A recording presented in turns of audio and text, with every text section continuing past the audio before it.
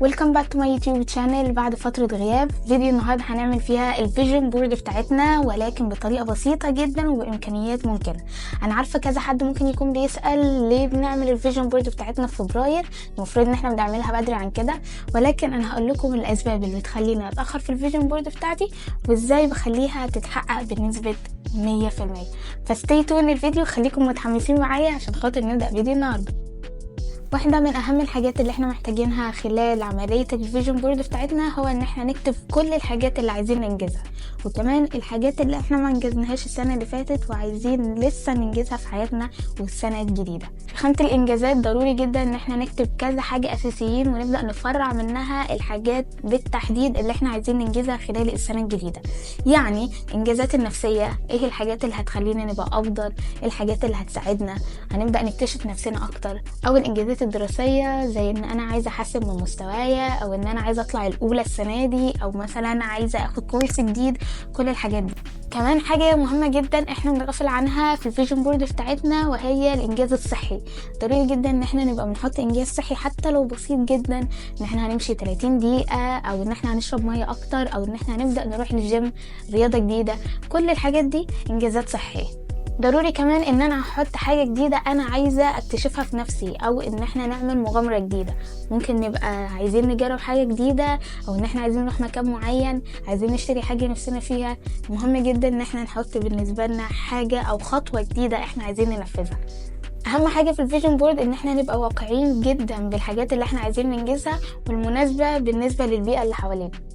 خلاص احنا كتبنا دلوقتي كل الاهداف وطبعنا كل الصور اللي بتماتش كل هدف بالظبط. طيب احنا دلوقتي هنبدأ نعمل البورد بتاعتنا.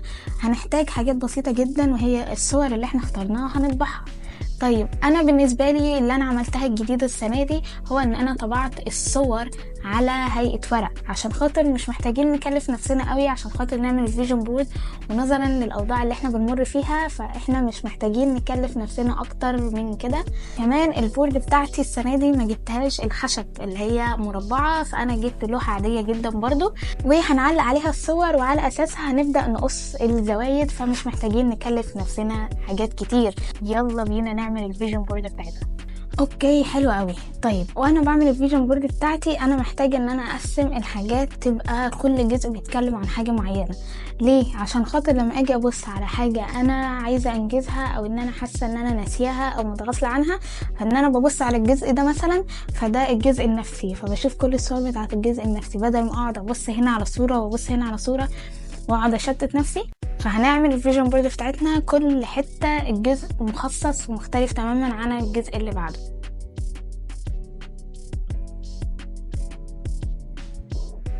هقول لكم شوية اهداف من اللي انا عايزة احققها السنة دي، يمكن تبقى بتلهم حد ان هو محتاج يبدأ الخطوة دي. انا السنة دي عايزة ابدأ اقرأ كتب اكتر عن السنين اللي فاتت. انا لما جيت ابص وانا بكتب الفيجن بورد بتاعتي عن السنين اللي فاتت لقيت ان الكتب فعلا اثرت فيا، ولما بحط الهدف بتاع الكتب بحسه انه بيغير في شخصيتي من كل سنة لسنة. فالسنة دي قررت ان انا عايزة اهتم بالكتب بشكل اكتر من كل سنة. يعني انا لو انا كل سنة بقرأ 6 كتب، فانا السنة دي عايزة اوصل ان انا اقرأ 10 كتب. 10 كتب تقريبا. فالكتب بالنسبة لي من ضمن الأهداف الأساسية لكل سنة. طيب السؤال المهم بقى اللي خلاني أأخر في تنزيل الفيديو ده، ليه بعمل الفيجن بورد بتاعتي متأخر؟ بصراحة عشان خاطر احنا في الجامعات المصرية بنخلص الترم الأول في آخر شهر يناير، فبيبقى عندنا ستريس جدا في الكلية ان احنا عايزين نبدأ نسلم الحاجات وعندنا الامتحانات، فبحس ان قراراتي في الوقت ده متهورة جدا وغير واقعية. أنا أول ما هخلص امتحانات هسافر أوروبا، هتعلم ألماني، وهزور أهلي، وكمان هتعلم السباحة. فنظرا ان انا مبقاش مستعجلة ان انا اعمل الفيجن بورد على قد ما ان انا اعمل حاجات هادفة وواقعية جدا، فبستنى لغاية اجازة الترم الاول وابدأ اعمل الفيجن بورد بتاعتي. مقررة السنة دي ان انا اهتم اكتر بفيديوهات اليوتيوب.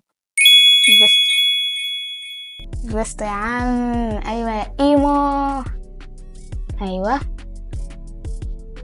لذيذ قوي. وانا بعمل الفيجن بورد بتاعتي ان انا احط شخصية حد حقيقي بيلهمنا ان احنا نشتغل على نفسنا. مش لازم، ممكن يكون شخص بيخلينا نركز على اهداف علمية، ممكن يخلينا نبقى بنركز على نفسنا.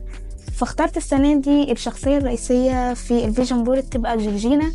مش عارفة، بحسها ان هي بتحببني ان انا اشتغل على نفسي اكتر، بتلهمني في مجال الفاشن، في مجال الوركينج.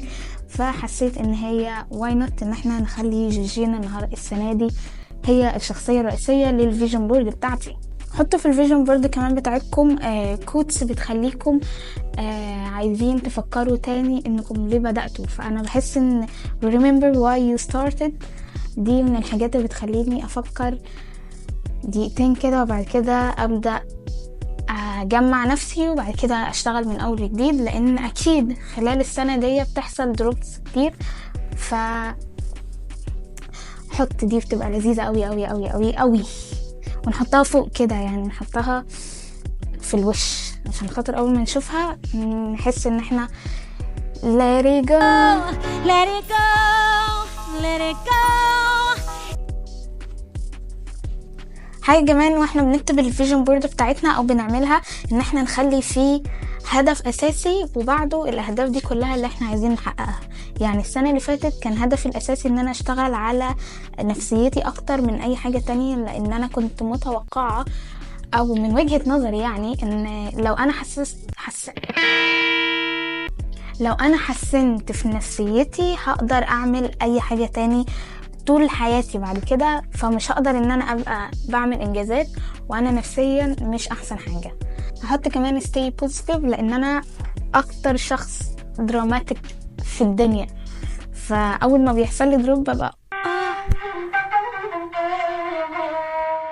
حاجة بقى حقيقي انا عايزة اهتم بيها السنة دي وانا بحبها جدا، هو ان انا اعمل فوتو سيشنز كتيرة جدا، حتى لو هي هتبقى سيمبل قوي، مش محتاجة ان انا ابقى دايما بحب اتكلم في فكرة ان انا مش عايزة اكلف او ان انا مش عايزة اعمل حاجة كده. احب اخد الستبس جدا، يعني خطوة بخطوة كده. بس انا بحب اصلا التصوير جدا جدا جدا، ولكن انا مش بهتم بالنقطة دي، فحاسة ان انا عايزة اهتم بيها السنة دي اكتر بكتير، خصوصا ان في ناس كتيرة بتشجعني على النقطة دي، بتحس ان انا كيوت.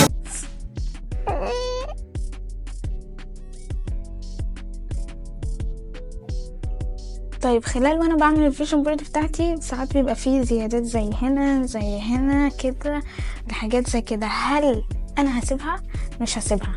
اول حاجة هبدأ اقص على حسب المقاس بتاعها بالظبط. خلاص هنبدأ نفنش الفيجن بورد بتاعتنا، وبعد كده هبدأ اختار حاجة ان انا اقدر اعملها في الفراغات اللي موجودة دي.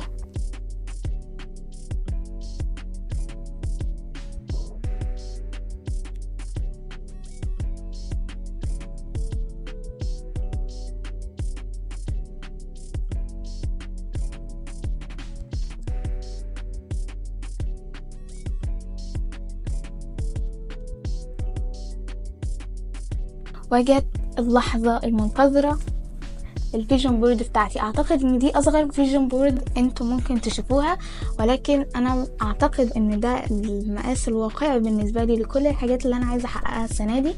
بصوا كمان انا ضفت في الحتت الفاضية اللمسات الفنية بتاعتي كيوت. وبصوا هنا حطيت كلمة فايتنج بالكوري. فده الواقعية اللي انا بتكلم عليها، ان احنا محتاجين نعمل كل الحاجات اللي احنا فعلا لو عملناها السنة دي هتفرق في نفسيتنا جدا، وهنحس قد ايه احنا بنتطور. اكيد السنة دي مش هجيب عربية لامبورجيني او ان انا هجيب قطعة خاصة من ديور، يعني it doesn't make any sense على حياتي الشخصية. فهي دي الفيجن بورد بتاعتي، كيوت جدا ولطيفة جدا وبإمكانيات قليلة جدا. أنصح أي حد إن هو فعلا يعمل الفيجن بورد بتاعته، لأن العين بتخلينا نفكر، فبتخلينا نتحرك. أهم حاجة إن احنا نجدد النية وندعي ربنا كده، ربنا يقوينا إن احنا نقدر نحقق كل الحاجات اللي موجودة فيها. وكده فيديو النهاردة يكون خلص بانتهاء الفيجن بورد بتاعتنا. أتمنى الفيديو ده فعلا يلهمكم إنكم تقوموا وتعملوا الفيجن بورد بتاعتكم لو انتوا ما عملتوهاش. ما تنسوش اللايك والسبسكرايب وتتابعوني على الانستجرام، واشوفكم الفيديو الجاي. باي.